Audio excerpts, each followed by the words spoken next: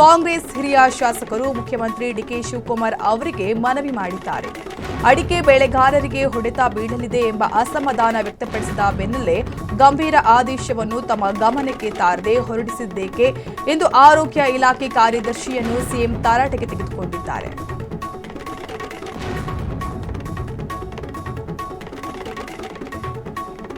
ಅಲ್ಪಸಂಖ್ಯಾತ ಹಾಗೂ ವರ್ಫ್ ಖಾತೆ ನೀಡಿದ ಹಿನ್ನೆಲೆಯಲ್ಲಿ ಸಚಿವ ಖಾನ್ ವಿಜಯನಗರ ಜಿಲ್ಲಾ ಉಸ್ತುವಾರಿ ಹಾಗೂ ಧ್ವಜಾರೋಹಣ ಜವಾಬ್ದಾರಿಯಿಂದ ಹಿಂದೆ ಸರಿದಿದ್ದಾರೆ.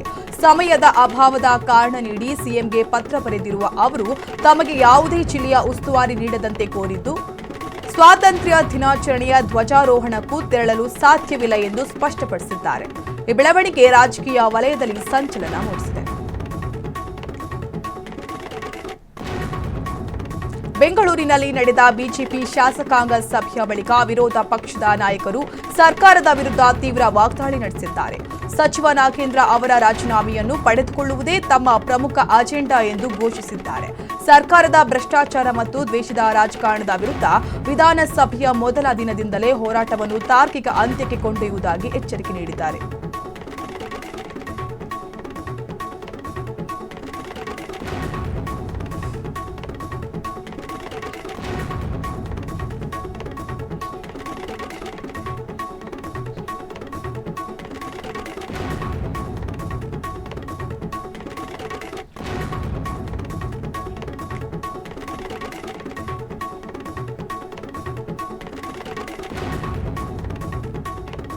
ಸಲೀಂ ಅಹಮದ್ ಅವರು ವಿಧಾನ ಪರಿಷತ್ ಸಭಾಪತಿಯಾಗಿ ಧ್ವನಿ ಮತದ ಮೂಲಕ ಆಯ್ಕೆಯಾಗಿದ್ದು, ಚುನಾವಣೆಯಲ್ಲಿ ಅವರ ಪರ 38 ಮತಗಳು ಹಾಗೂ ವಿರುದ್ಧವಾಗಿ 30 ಮತಗಳು ಚಲಾವಣೆಗೊಂಡವು.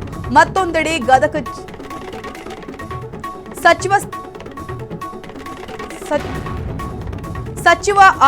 ಸಚಿವ ಸ್ಥಾನ ವಂಚಿತರಾಗಿರುವ ಕೋಲಾರ ಮತ್ತು ಚಿಕ್ಕಬಳ್ಳಾಪುರ ಜಿಲ್ಲೆಗಳ ಕಾಂಗ್ರೆಸ್ ಶಾಸಕರು ಬಂಗಾರಪೇಟೆ ಶಾಸಕ ಎಸ್ಎನ್ ನಾರಾಯಣಸ್ವಾಮಿ ನೇತೃತ್ವದಲ್ಲಿ ಸೋಮವಾರ ಪ್ರತ್ಯೇಕ ಸಭೆ ನಡೆಸಲಿದ್ದಾರೆ.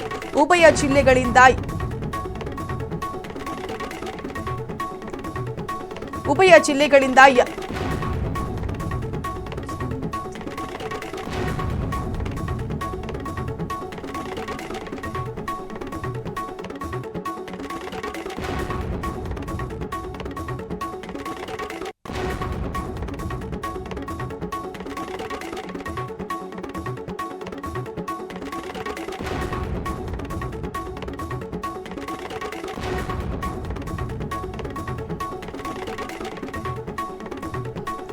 ಸಚಿವ ಸ್ಥಾನ ವಂಚಿತವಾಗಿರುವ ಕೋಲಾರ ಮತ್ತು ಚಿಕ್ಕಬಳ್ಳಾಪುರ ಜಿಲ್ಲೆಗಳ ಕಾಂಗ್ರೆಸ್ ಶಾಸಕರು ಬಂಗಾರಪೇಟೆ ಶಾಸಕ ಎಸ್ಎನ್ ನಾರಾಯಣಸ್ವಾಮಿ ನೇತೃತ್ವದಲ್ಲಿ ಸೋಮವಾರ ಪ್ರತ್ಯೇಕ ಸಭೆ ನಡೆಸಲಿದ್ದಾರೆ.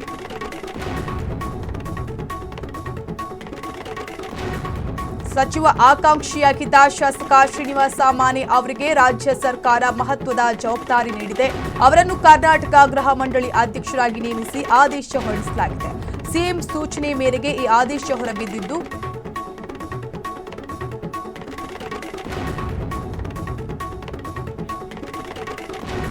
ಹೇಳಿದಲ್ಲ ನಾನೇ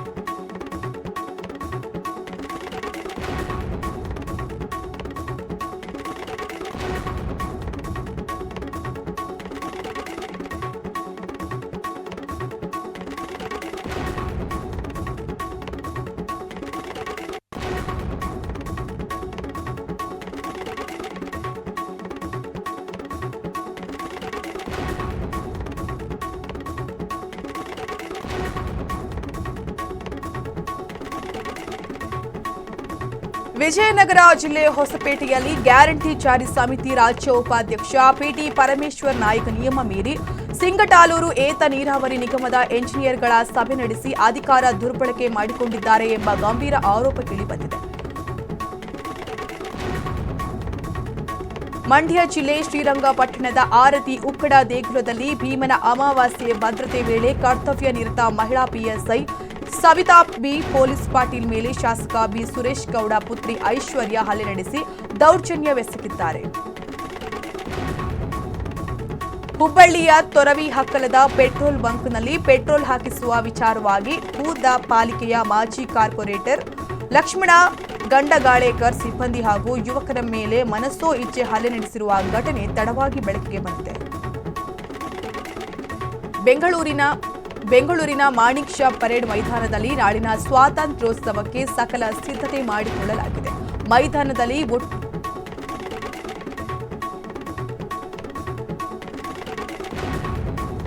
ದೆಹಲಿ ಕೆಂಪುಕೋಟೆಯಲ್ಲಿ ಹಾರಾಡಲಿರುವ ಧಾರವಾಡದ ಗರಗ ಗ್ರಾಮದ ರಾಷ್ಟ್ರಧ್ವಜಕ್ಕೆ ಮಾರುಕಟ್ಟೆಯಲ್ಲಿ ಪ್ಲಾಸ್ಟಿಕ್ ಹಾಗೂ ಸಿಂಥೆಟಿಕ್ ಧ್ವಜಗಳ ಹಾವಳಿಯಿಂದ ಬೇಡಿಕೆ ಕುಸಿದಿದೆ. ಇದರೊಂದಿಗೆ ಕಳೆದ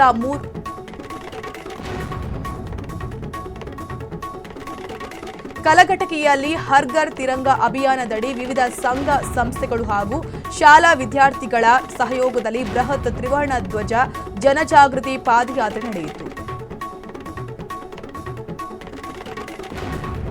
ಬೆಳಗಾವಿ ಜಿಲ್ಲೆಯ ನಿಪ್ಪಾಣಿ ತಾಲೂಕಿನ ಬೋಚ ಗ್ರಾಮ ಪಂಚಾಯಿತಿ ಆವರಣದಲ್ಲಿ ಹರ್ ಘರ್ ತಿರಂಗ ಅಭಿಯಾನದ ವೇಳೆ ಹರಿದ ರಾಷ್ಟ್ರಧ್ವಜವನ್ನು ಹಾರಿಸಿ ನಿರ್ಲಕ್ಷ್ಯ ತೋರಲಾಗಿದೆ.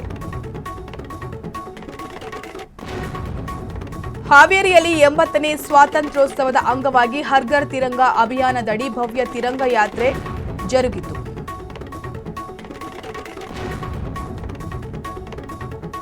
ಹೈಕೋರ್ಟ್ ಆದೇಶ ಮತ್ತು ನಗರ ಪಾಲಿಕೆ ನಿಯಮ ಉಲ್ಲಂಘಿಸಿ ಕಬ್ಬನ್ ಪಾರ್ಕ್ನಲ್ಲಿ ಬ್ಯಾನರ್ಗಳನ್ನು ಅಳವಡಿಸಲಾಗಿದೆ ಎಂದು ಕರ್ನಾಟಕ ರಾಜ್ಯ ಸರ್ಕಾರಿ ನೌಕರರ ಸಂಘದ ಅಧ್ಯಕ್ಷ ಸಿಎಸ್ ಷಡಾಕ್ಷರಿ ವಿರುದ್ಧ ಸಾಮಾಜಿಕ ಕಾರ್ಯಕರ್ತರ ಒಕ್ಕೂಟ ಗಂಭೀರ ಆರೋಪ ಮಾಡಿದೆ.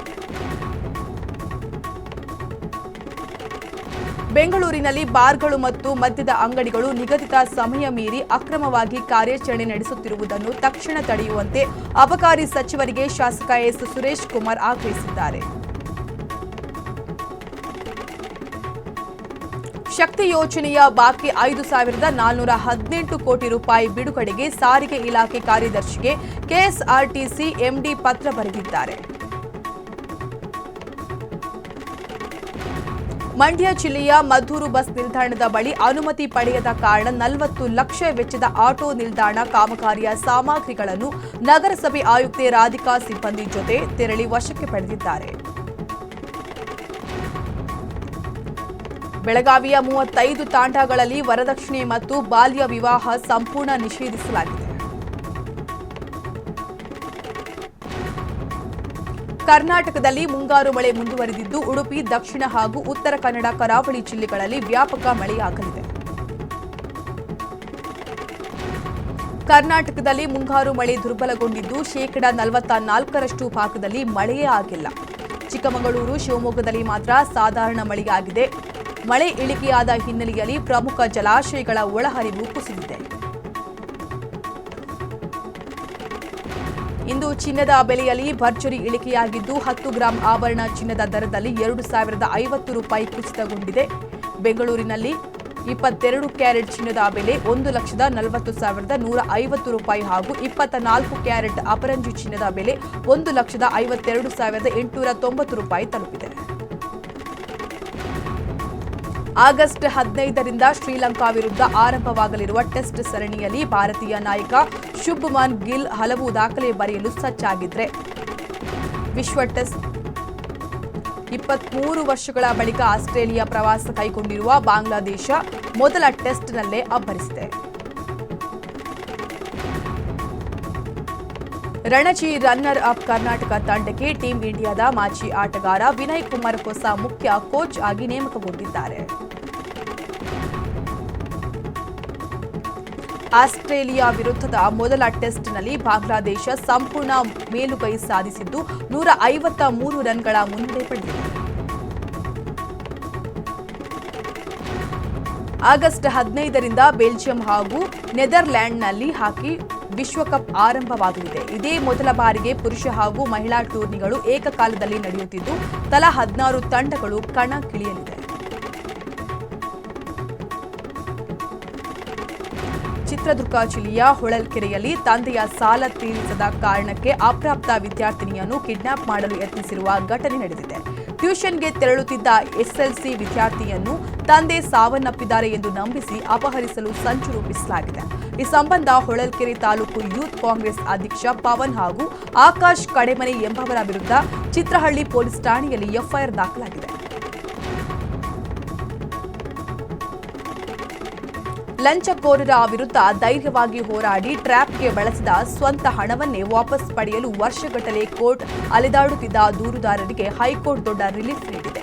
ವಿಚಾರಣೆ ಮುಗಿಯುವವರೆಗೂ ಟ್ರ್ಯಾಪ್ ಹಣ ಕೋರ್ಟ್ ವಶದಲ್ಲೇ ಇರಬೇಕಿಲ್ಲ, ಇದು ದೂರುದಾರರಿಗೆ ಶಿಕ್ಷೆ ನೀಡಿದಂತಾಗುತ್ತದೆ ಎಂದು ಅಭಿಪ್ರಾಯಪಟ್ಟಿರುವ ಕೋರ್ಟ್ ಆ ಹಣವನ್ನು ತಕ್ಷಣವೇ ದೂರುದಾರರಿಗೆ ವಾಪಸ್ ನೀಡುವಂತೆ ಮಹತ್ವದ ಆದೇಶ ಹೊರಡಿಸಿದೆ. ಜೈಲಿನಲ್ಲಿ ಪ್ರಜ್ವಲ್ ರೇವಣ್ಣ ಮೊಬೈಲ್ ಬಳಕೆ ಮಾಡಿರುವ ವಿಡಿಯೋ ವೈರಲ್ ಆಗಿದ್ದು, ಸಿಸಿಬಿ ದಾಳಿಯಲ್ಲಿ ಒಂದು ಮೊಬೈಲ್ ಚಾರ್ಜರ್ ಹಾಗೂ ಸಿಮ್ ಸಿಕ್ಕಿದೆ.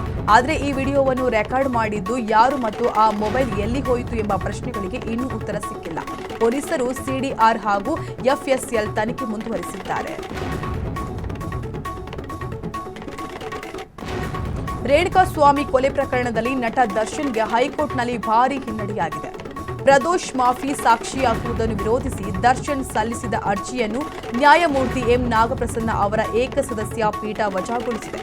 ಸಹ ಆರೋಪಿಗೆ ಮಾಫಿ ಸಾಕ್ಷಿ ಪ್ರಕ್ರಿಯೆಯನ್ನು ವಿರೋಧಿಸುವ ಹಕ್ಕಿಲ್ಲ ಎಂದು ಸ್ಪಷ್ಟಪಡಿಸಿರುವ ಕೋರ್ಟ್ ಪ್ರಾಸಿಕ್ಯೂಷನ್ ವಾದಕ್ಕೆ ಮನ್ನಣೆ ನೀಡಿದೆ. ಹಾವೇರಿ ಜಿಲ್ಲೆ ಸವಣೂರು ತಾಲೂಕಿನ ಹೆಸರೂರ ಗ್ರಾಮದ ಬಳಿ ಗದಗ ಜಿಲ್ಲೆ ಲಕ್ಷ್ಮೇಶ್ವರ ಡಿಪೋಗೆ ಸೇರಿದ ಸಾರಿಗೆ ಬಸ್ ಚಾಲಕರ ನಿಯಂತ್ರಣ ತಪ್ಪಿ ಪಲ್ಟಿಯಾಗಿದೆ.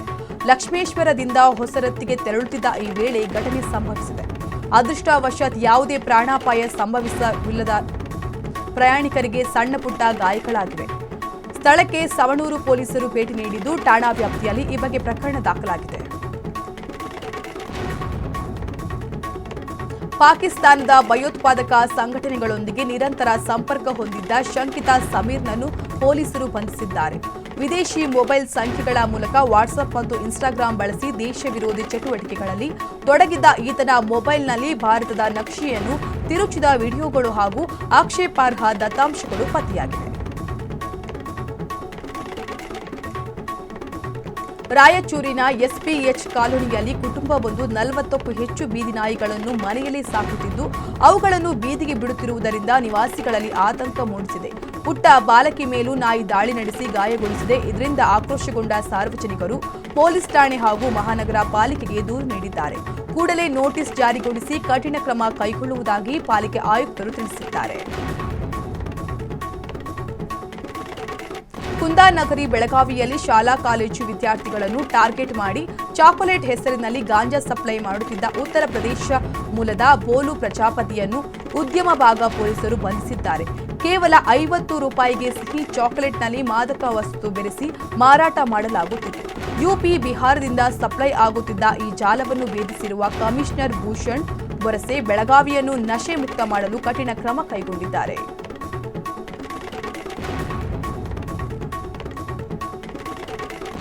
ಬಾಗಲಕೋಟೆ ಜಿಲ್ಲೆ ಜಮಖಂಡಿ ತಾಲೂಕಿನ ಹಿಪ್ಪರಗಿಯಲ್ಲಿ ವೈನ್ ಶಾಪ್ ಮಾಲೀಕ ಹನುಮಂತ ಅಥಣಿ ಹತ್ಯೆಗೆ ನಡೆದಿದ್ದ ಕಾರು ಸ್ಫೋಟ ಪ್ರಕರಣಕ್ಕೆ ಬಿಗ್ ಟ್ವಿಸ್ಟ್ ಸಿಕ್ಕಿದೆ. ಹಣ ಹಾಗೂ ಭೂಮಿ ವಿವಾದದ ಹಿನ್ನೆಲೆಯಲ್ಲಿ ಈ ಕೃತ್ಯ ನಡೆದಿದ್ದು, ಬಾಗಲಕೋಟೆ ಎಸ್ಪಿ ಸಿದ್ಧಾರ್ಥ್ ಗೋಯಲ್ ನೇತೃತ್ವದ ಪೊಲೀಸರು ಶಿವಾನಂದ ಜೆಲ್ಲಿ ಸೇರಿದಂತೆ 4 ಆರೋಪಿಗಳನ್ನು ಬಂಧಿಸಿದ್ದಾರೆ. ಕಾರಿನಲ್ಲಿ ಹನುಮಂತ ಇಲ್ಲದಿದ್ದರಿಂದ ಪ್ರಾಣಾಪಾಯ ತಪ್ಪಿದ್ದು, ತಲೆಮರೆಸಿಕೊಂಡಿರುವ ಮತ್ತೊಬ್ಬ ಆರೋಪಿ ಗಜಾನನಿಗಾಗಿ ಶೋಧ ಮುಂದುವರೆದಿದೆ.